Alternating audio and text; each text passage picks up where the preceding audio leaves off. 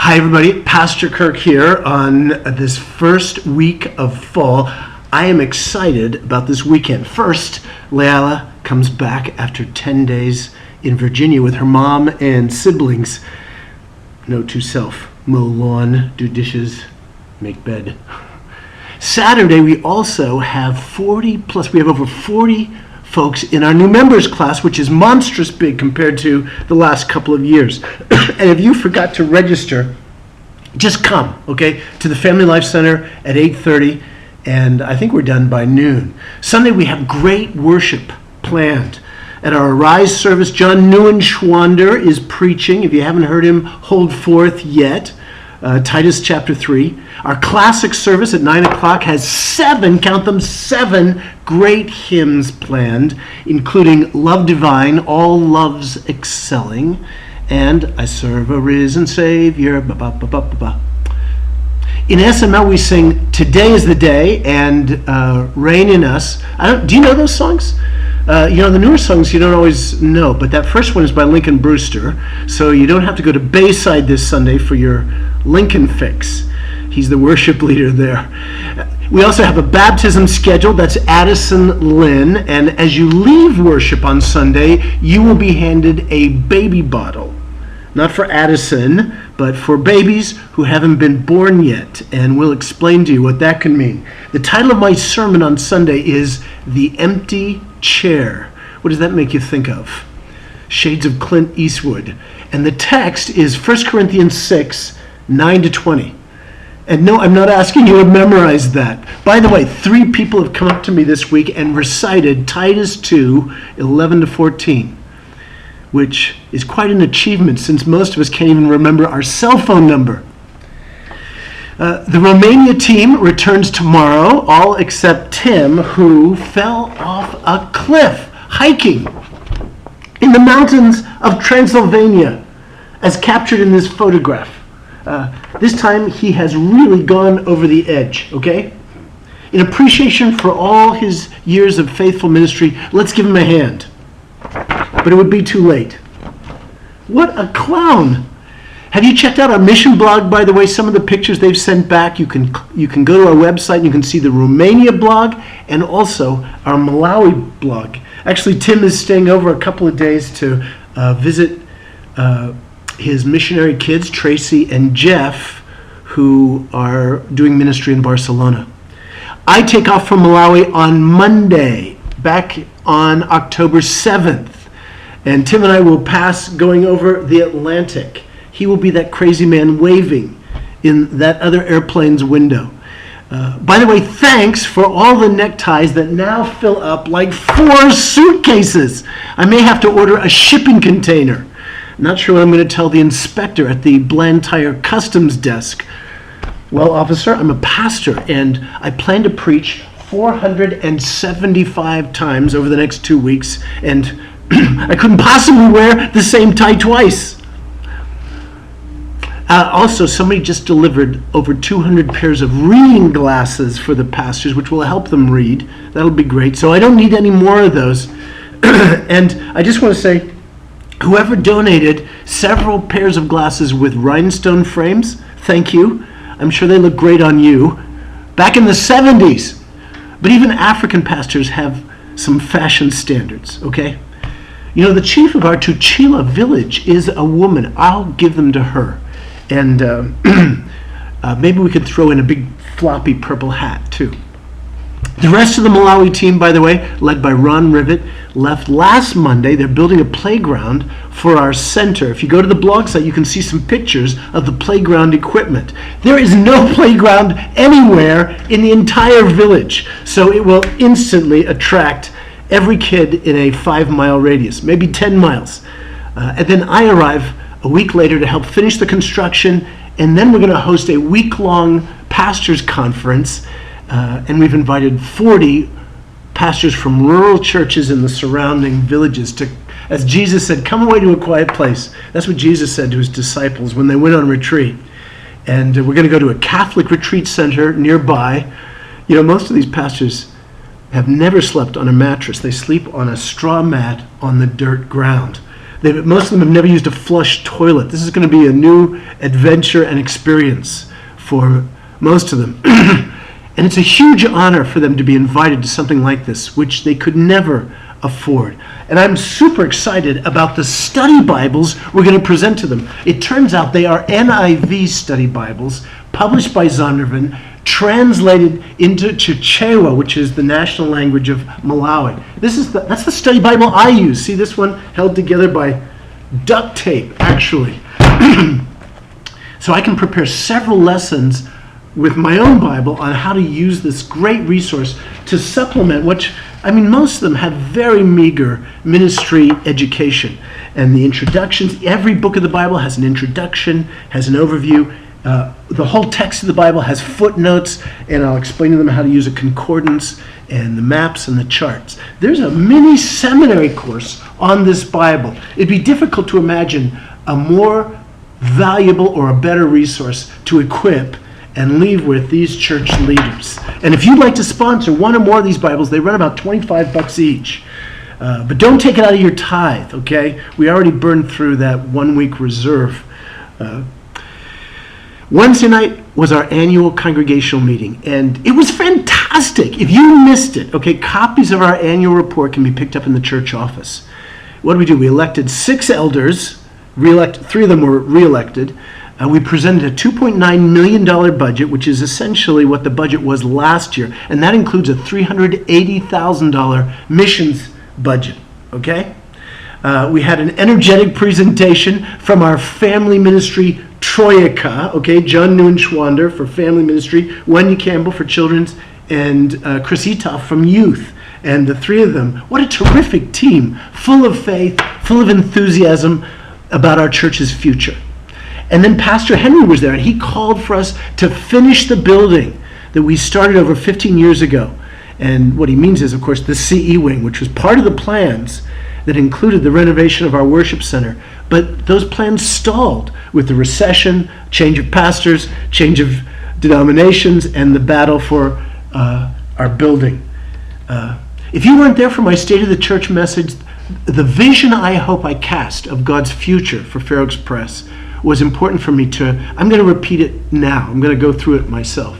And if you were there, I just invite you to go to look at the annual report and review those 4 strategic initiatives. Everybody in our church should know what are the 4 things that are crucial for the next 10 years in the life of our church. You know, Fair Oaks Press was chartered in 1952. We broke ground to build a sanctuary in 1953. We occupied the building and we began worshiping there in 1954. That was the year I was born. What were you doing in 1954? And so depending on when you start counting, 52, 53, 54, our church is coming up on 60 years. And you know, a lot of churches don't survive 60 years. But Fair Oaks is going strong as we come up on year 60. What a great season of ministry we are in. I just sense God's hand of blessing. How many other churches are free of staff conflicts, free of congregational divisions, free of the financial strains and debts that are crushing many churches in this recession? You know, there's a song by Tim McGraw called My Next 30 Years. Do you remember when you turned 30? That's when he wrote that song. When you were 30, you weren't a kid anymore. It's time to lay aside childish things, as the Apostle Paul says, once and for all, and act like a grown-up, because you got a family depending on you. I think I'll take a moment to celebrate my age, the ending of an era, turning of a page.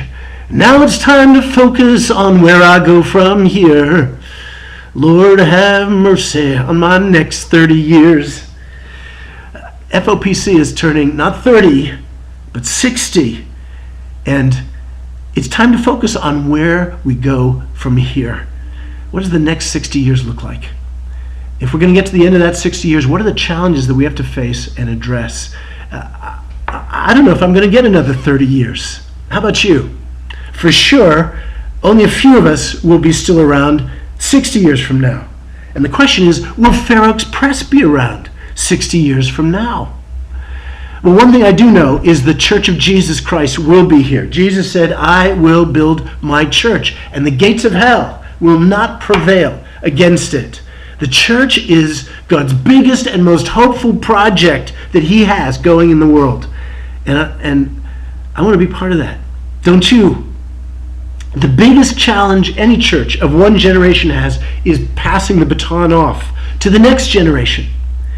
During the Beijing Olympics, the U.S. men's 100-meter relay and the U.S. women's relay team both dropped the baton, and they were disqualified. They went to hand off the baton, and there must always be a moment when two people have a hold of that baton before one of them breaks away.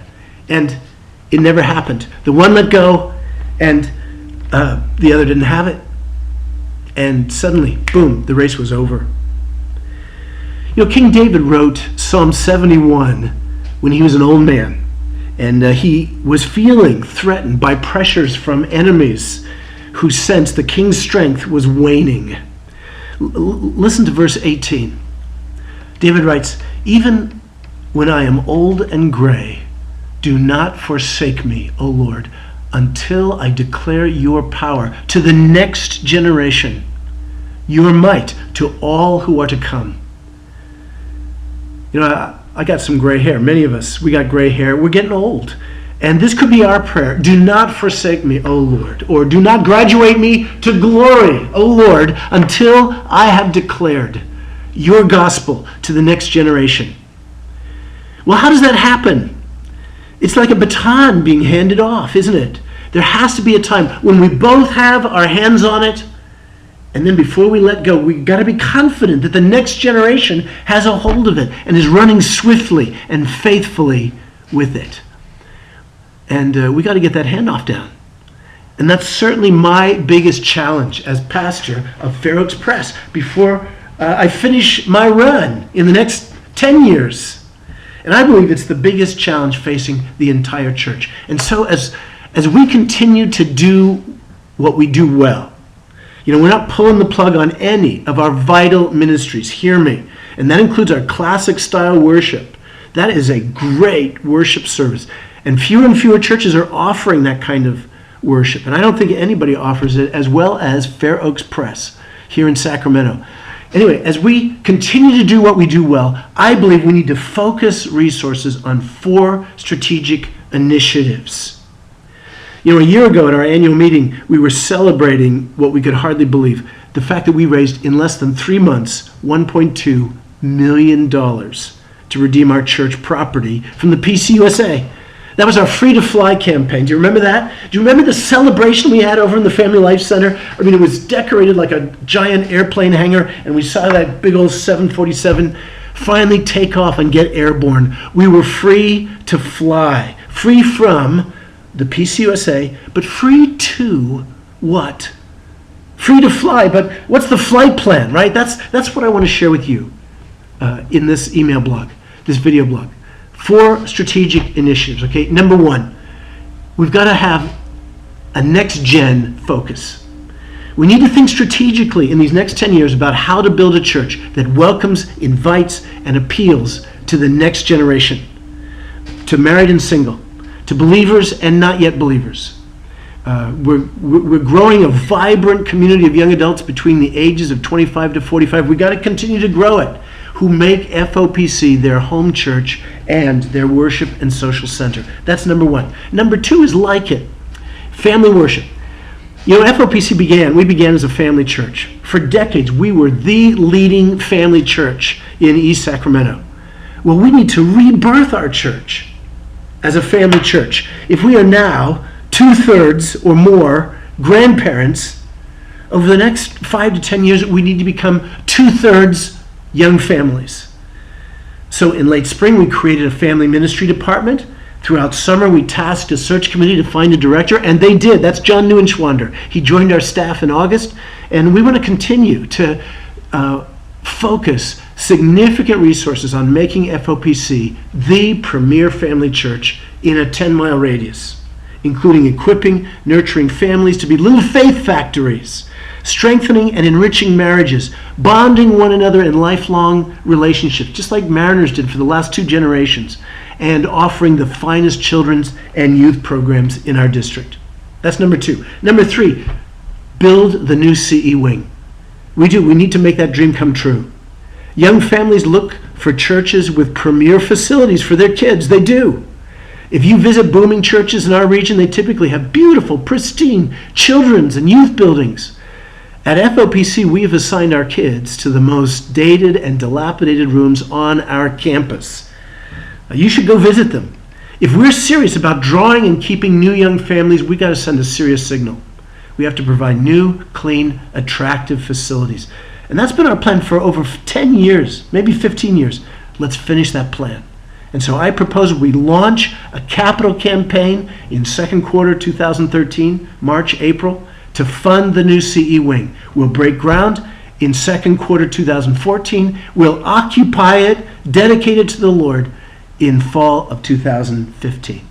That's number 3. Number 4, I call cross-generational or intergenerational ministry and discipleship. That's one of the great strengths of our church, is our multi-generational identity. We got kids, we got adults, we got grandparents, right? We got 4 generations here. That's our church. And as our recent family event showed us, the ice cream social in August, the church picnic in September, every time we gather as a church is a family reunion.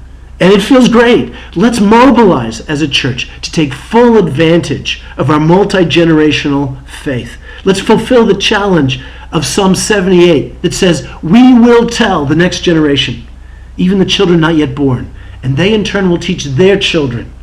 And so each generation will set its hope anew on God. So let's begin a vital process of intentionally mentoring and discipling men and women across our generations, passing on faith in Christ, wisdom for life, nurturing one another in prayer and the word and love, and one generation calling the next one to love Christ and follow him. Fair Oaks Press, that's the vision I have of our church in the year 2020. That's just 8 years from now. That's a 2020 vision of a rejuvenated, resurgent, re-energized church family, overflowing with families and kids who are fully alive to Jesus Christ, who are saying, this is where we want to worship. This is where we want to raise our kids. This is where we want to learn how to follow Jesus. This is where we find wisdom and encouragement and support to do marriage and family. This is where we take the mission of Christ into our community and our workplace and into the world. The church is God's main strategy for changing the world. And we want everybody in our church, everybody in this congregation to feel like they're part of that strategy. And it's the most important and the most exciting thing that they are doing. Oh my goodness, this is a great church. What a heritage it represents. What a future God has for us. And as we thank God for the last 60 years, let's move boldly into the next 60 years and claim the future God has for us. God bless you, Fair Oaks. See you in church on Sunday.